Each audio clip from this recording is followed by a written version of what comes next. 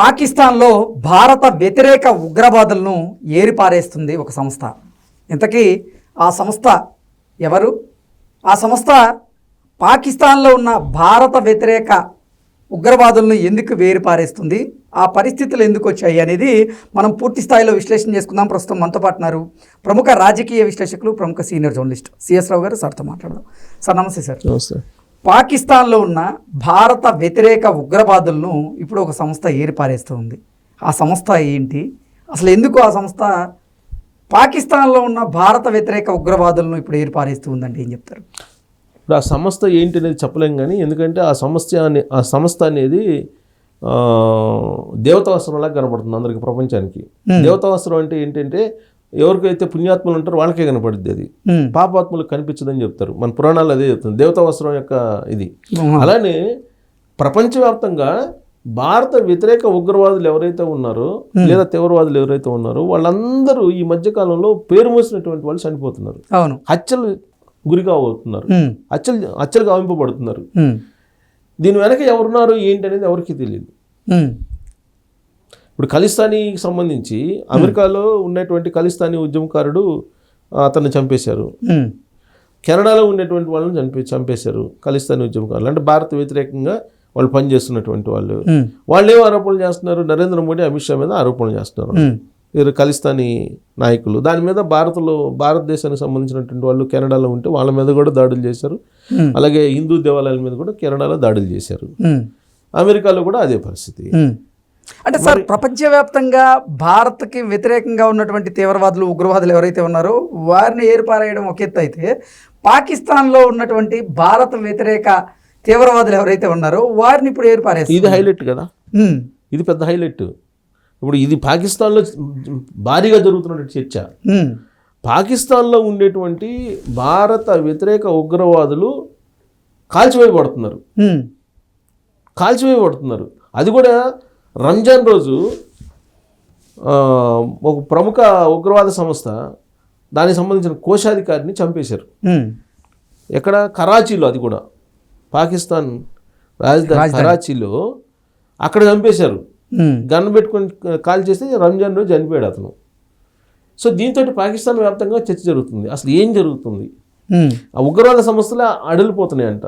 జనరల్గా ఏంటంటే పాకిస్తాన్ని బేస్ చేసుకొని ఉగ్రవాద సంస్థలు భారత్ మీద రెచ్చిపోతూ ఉంటాయి. అవును, ఇది మనకు కొన్ని దశాబ్దాలుగా మనం చూస్తున్నాం. స్వాతంత్రం వచ్చినప్పటి నుంచి చూస్తున్నాం మనం. పాకిస్తాన్లో ఉగ్రవాదుల స్థావరాలు ఏర్పాటు చేసుకొని భారత్ దాడులు చేయటం, భారత్ని కునుకు లేకుండా చేయటం, ఇదే కదా మనం చూసింది.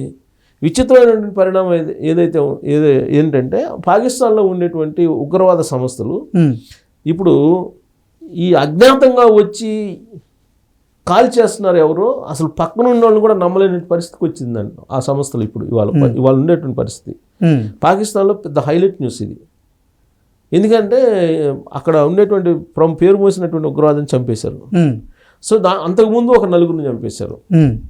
అసలు ఏం జరుగుతుంది పాకిస్తాన్లో ఉగ్రవాదులు, భారత వ్యతిరేక ఉగ్రవాదుల మీద, ప్రత్యేకించి భారత వ్యతిరేక ఉగ్రవాదుల మీదనే ఇలాంటివి జరుగుతున్నాయి. కాల్చిపడేస్తున్నారు, పిట్టలు కాల్చినట్టు కాల్ చేస్తున్నారు, చనిపోతున్నారు. దాంతో ఉగ్రవాద సంస్థలు ఒకసారిగా మునిగిపోతున్న పరిస్థితి. దీనికి కారణం ఏంటంటే భారతదేశం విదేశాంగ విధానం బలంగా ఉండడం, బలమైనటువంటి నాయకులు నరేంద్ర మోడీ గారు, అమిత్ షా గారు హోంమంత్రిగా ఉండటం, ప్రధానమంత్రిగా నరేంద్ర మోడీ గారు ఉండడం, విదేశాంగ విధానాన్ని చాకచక్యంగా నెరుపుతూ ఉన్నారనేది మోడీ గారి మీద ఉన్నటువంటి ఒక అభిప్రాయం. అటు ట్రంప్ తోటి కానీ, ఇటు పుతిన్ తోటి కానీ, ఇటు జెలెన్స్కీ తోటి కానీ, లేదా జిన్పింగ్ చైనా తోటి కానీ, లాస్ట్కి పాకిస్తాన్తో కూడా స్నేహభావంగా ఉండాలని ఈయన ప్రయత్నం చేశాడు.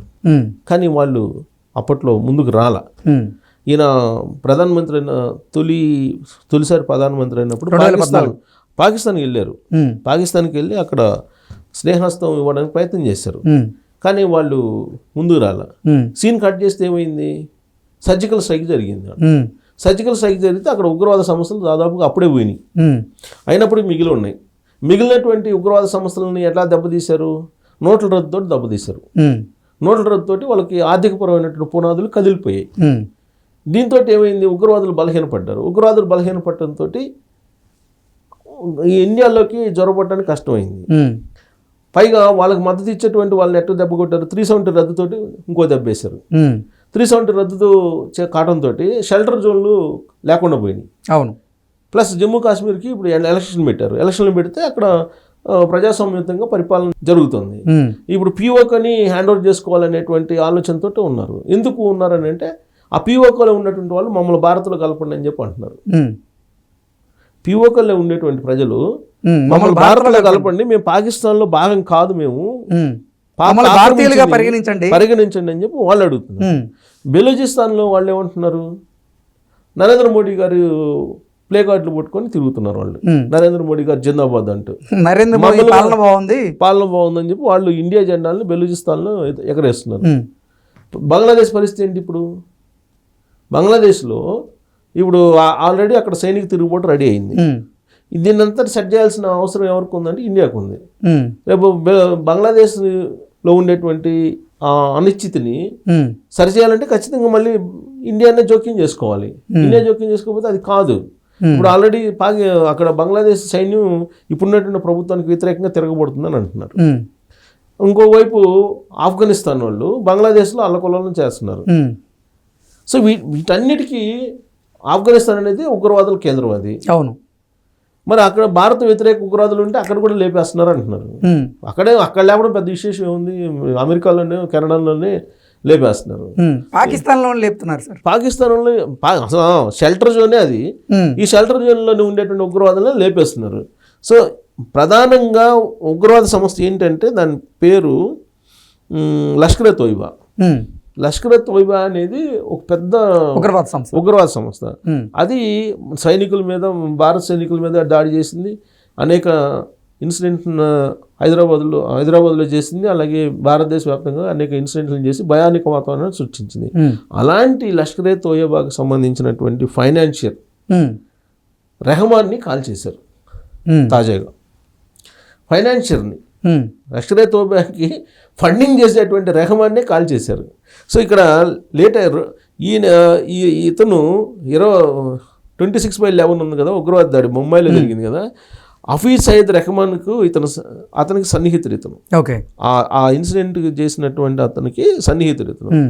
ఇప్పుడు యాక్చువల్గా అక్కడ సిచ్యువేషన్ ఏంటంటే బయటికి రావడానికి ఉగ్రవాదులు గుండెలో రైళ్లు పరిగెడుతున్నాయి అనేది అంతర్జాతీయంగా వస్తున్నటువంటి న్యూస్.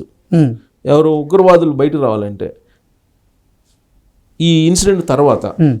సో కాబట్టి ఇంకోటి ఏంటంటే అక్కడ పాకిస్తాన్లో ఈ అబ్దుల్ రహమాన్ చనిపోయిన తర్వాత అంటే కాల్ చేశారు. దీని తర్వాత ఉగ్రవాద సంస్థల్లో కూడా అక్కడ పనిచేయడానికి, ఆ ఉగ్రవాద సంస్థల్లో పనిచేయడానికి కూడా చాలామంది జంకుతున్నారు, వెనక్కి వెళ్ళిపోతున్నారు అని అంటున్నారు. అంటే రిక్రూట్మెంట్ లేదు. ఇక రిక్రూట్మెంట్ లేకపోవడంతో ఇదంతా కూడా ఇక బలహీనపడుతున్నాయి అనేది. సో గుర్తు తెలియనటువంటి వ్యక్తుల చేతుల్లో చనిపోతున్నారు ఉగ్రవాదులు అనేది వెళ్ళిపోయింది. ఇప్పుడు అబూ కతల్ 2017 రియాసీ బాంబు పేలుల్లో ఉన్నాడు. 2023 జమ్మూ కాశ్మీర్ యాత్రికుల బస్సుపై దాడిలో ప్రధాన సూత్రధారిగా ఉన్నాడు. ఇతన్ని లేపేశారు. ఇలాంటి పేరు మోసిన కరడు కట్టినట్టు ఉగ్రవాదుల్ని అజ్ఞాతంలో ఉండే కొంతమంది వ్యక్తులు కాల్ చేస్తున్నారు. వాళ్ళు ఎవరు అనేది అర్థం కావట్లా. బట్ ఖలిస్తానీ ఉగ్రవాదులు మాత్రం వీళ్ళిద్దరు పేర్లు చెబుతున్నారు. మోదీ, అమిత్ షా పేర్లు చెబుతున్నారు. పాకిస్తాన్ వాళ్ళకేమో అజ్ఞాతంలో ఉన్నటువంటి వాళ్ళు కాల్ చేస్తున్నారు అని చెప్పి వాళ్ళు అనుకుంటున్నారు. మరి భారత్ వ్యతిరేక ఉగ్రవాదుల్ని ఏ దేశంలో ఉన్నా కానీ లేపేస్తున్నారని అంటే మరి ఎవరు లేపేస్తున్నారు అని చెప్పి పాకిస్తాన్ వాళ్ళు తెలుసుకోవాలి. Okay sir, thank you so much. Thank you.